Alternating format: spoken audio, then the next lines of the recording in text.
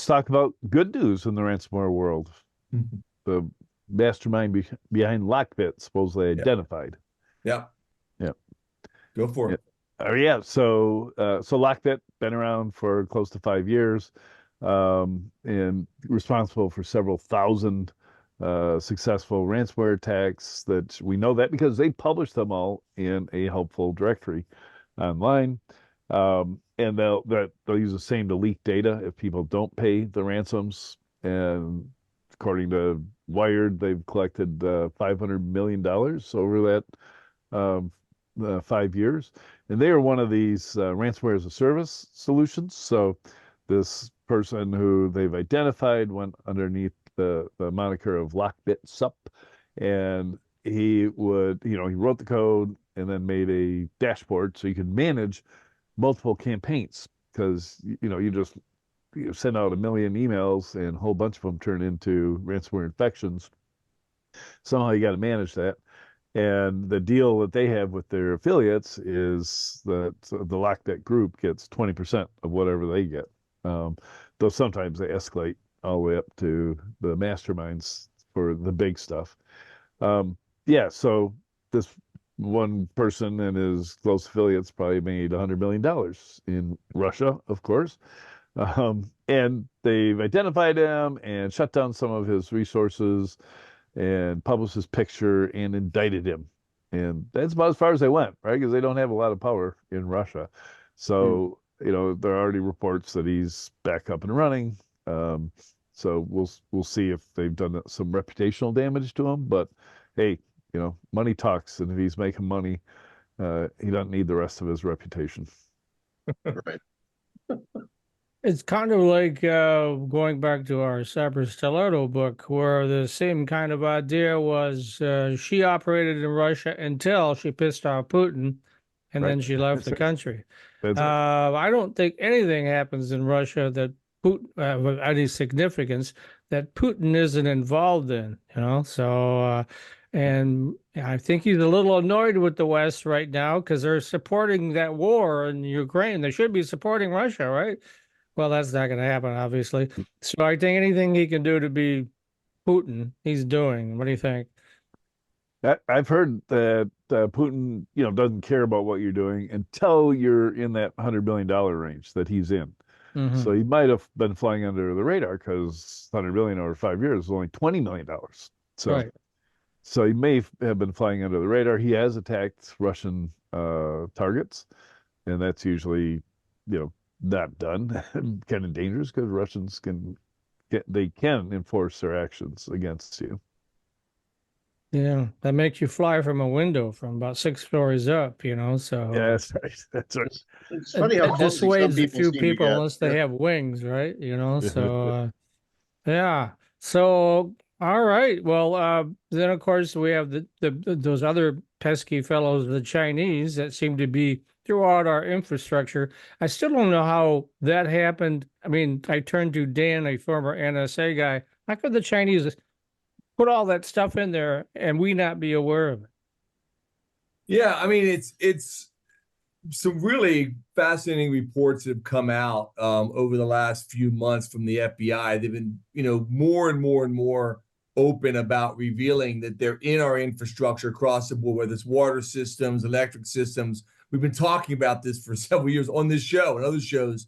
Um, I think in many cases they know that they're sitting quiet. They're waiting for an opportunity. You're talking millions and millions of different lines of code and systems and back doors and they found this. I think the bottom line is the FBI working with critical infrastructure providers have found and I was in an event back about 6 weeks ago in DC where FBI working with talking with CISA, Department of Homeland Security, the Cybersecurity Infrastructure Security Agency, and CIA. We're all on the stage together, and they were talking. This isn't philosophical. I mean, we know they're in these systems. They can push the button and they can say, so why can't we just get them out? Well, it's a little bit like saying, why can't we just get all the dirt out of every house in America? I mean, it's a big job. It's I mean, it's doable if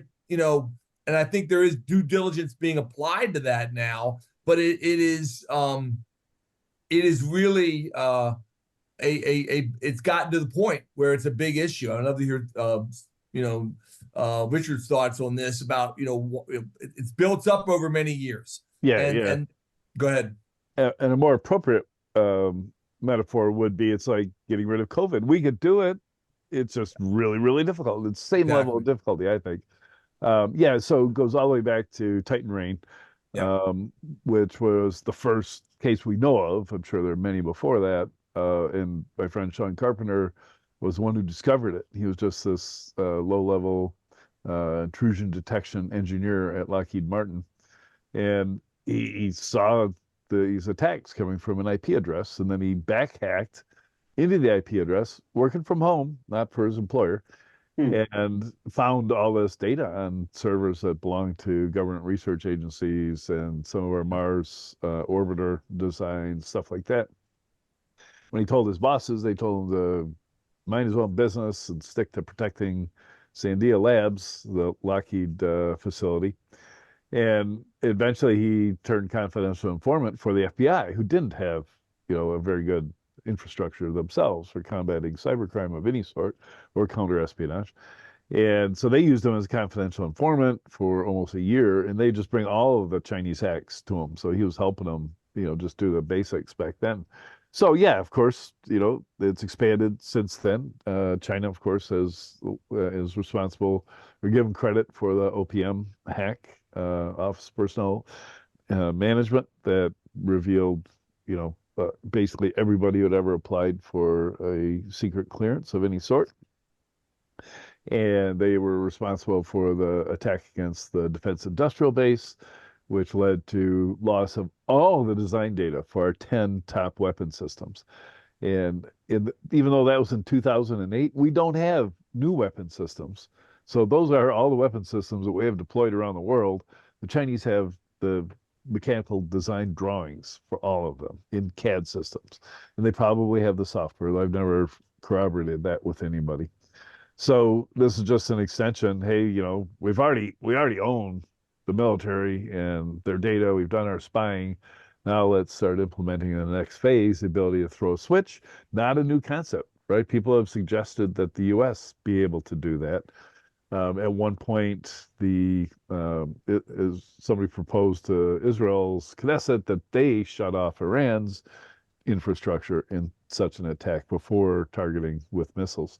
So very, very concept, not a new concept in cyber warfare. It's actually the ultimate. Like, we're going to pull the switch, shut off power, light, communication, and then we'll attack. Now, mind you, China's not going to attack the United States, right? It's not what they're aiming to do, right? They just want to extend their influence, in particular to Taiwan.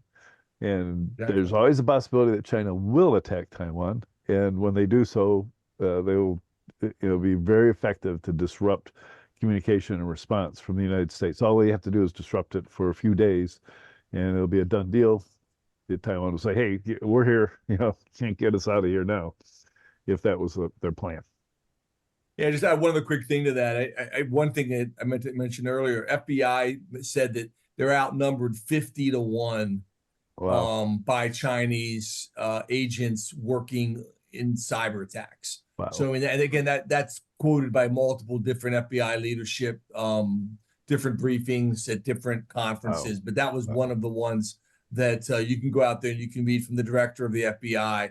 So, I mean, you realize, it's like 50 to 1. That's a pretty big margin of, but I also agree with Richard. I think the biggest thing, mutual assured destruction, a la nuclear is one of, we do have a great team at NSA and other places as well in the United States. So I think foreign nations do know that, that they do attack us, or they do push those buttons, and they go beyond whatever that line is, that they're going to get hit back. And so I think that is one of our, our offense is one of our best defenses. That 50 to 1 figure is great because I so often I try and get people to visualize their adversary, right? And it's not just a bunch of kids in Russia with ransomware who are just doing the easy stuff, right? It is highly trained people in the military whose daily job is to hack into you. They've been given a task. It's, hey, get control of this water system and don't stop until you do. Yep. You know, how do you fight that? You can't, you know, issue a new patch and hope that to stop it, right? Because ultimately they can hire an employee to give them, you know, to install PC anywhere, and now they got complete access. So you have to be eternally vigilant to counter these types of targeted attacks. It's crazy.